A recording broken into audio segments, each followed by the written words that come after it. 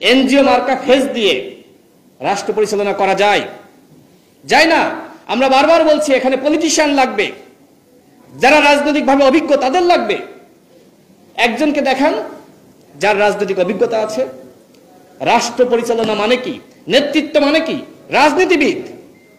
অথচ রাজনৈতিক দলগুলোর পরামর্শে উপদেষ্টা পরিষদের সংখ্যা বাড়ানো যাচ্ছে না।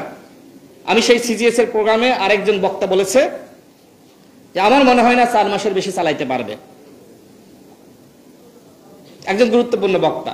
কারণ কি? কারণ এখনো পর্যন্ত কোনো কিছু নিয়ন্ত্রণে আনতে পারে নাই। যদি 6 মাস দেখেন, 6 মাসের মধ্যে কোনো কিছু নিয়ন্ত্রণে আনতে না পারে, তাহলে কি হবে?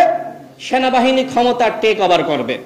কারণ কি? কারণ নির্বাচন নাই, অন্য কোনো দলের হাতে ক্ষমতা দেওয়ার সুযোগ নাই, তাহলে সেনাবাহিনী ক্ষমতা টেক ওভার করবে। সেক্ষেত্রে আর একটি 1-11 হওয়ার সম্ভাবনা আছে। এটি কিন্তু বিভিন্ন জায়গায় বক্তব্য বিভিন্ন বক্তা দিচ্ছে, আজকে সেখানেও দিয়েছে, এখানে অনেকে এই ধরনের ইঙ্গিত দিয়েছে। হয়তো অন্য জায়গায় যেখানে সেমিনার হচ্ছে, সভা হচ্ছে, সমাবেশ হচ্ছে, সেখানেও একই বক্তব্য দিচ্ছে। বাংলাদেশের মানুষ কিন্তু 1-11 মেনে নেয়নি। ফখরুদ্দিন মঈনুদ্দিন যখন ক্ষমতায় বসে সবাই মিষ্টি মুখ করিয়েছিল, আনন্দ করেছিল, কিন্তু দেখেন এরপরে আন্দোলন শুরু হয়ে যায়।